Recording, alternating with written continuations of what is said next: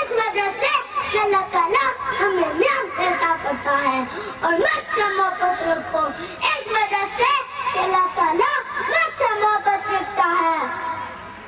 صدر محترم، اللہ تعالیٰ نے ارشاد فرمایا لقد کان لکم فی رسول اللہ اسوۃ حسنہ، بے شک میرے رسول کی زندگی میں تمہارے لیے ایک بہترین نمونہ ہے۔ حضور کی سیرت طیبہ میں تمام انبیاء کرام کی اعلیٰ صفات موجود ہیں۔ دیگر انبیاء کرام نے لوگوں کے نرم سلوک سے تنگ آ کر ان کے لیے بدعا کی، جس کی وجہ سے وہ قومیں سفارشی سے مٹ گئیں، لیکن حضور کو توحید کی دعوت دینے پر جاہلی لوگوں نے طرح طرح کی تکالیف پہنچائی، آپ کے جسم درد پر گند ڈالی تھی، آپ پر کارخانوں میں کچھ برس کی، آپ سے واجب بیعت کیا گیا،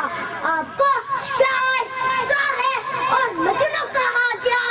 آپ کو اپنے وطن سے ہجرت پر مجبور کیا گیا، حتیٰ کہ آپ پر قاتلانہ حملے کیے گئے، لیکن آپ نے کبھی اور کسی موقع پر تکالیف پہنچانے والے لوگوں کے حق میں فتویٰ نہیں کی، بلکہ حضور نے اپنے راستے میں کانٹے بچانے والے لوگوں کو دمائے اور جان کے جسم کو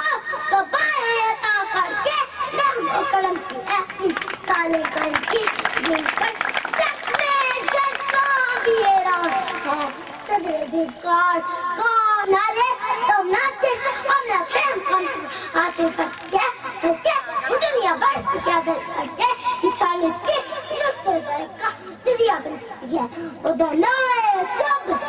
حق وصل مولائے کل جس نے ابارے راہ کو بخشا، فروغے وادی سینہ نگاہ عشق و مستی میں، وہی اول وہی آخر وہی قرآن وہی فرقان وہی یاسین وہی طٰہٰ وما علینا الا البلاغ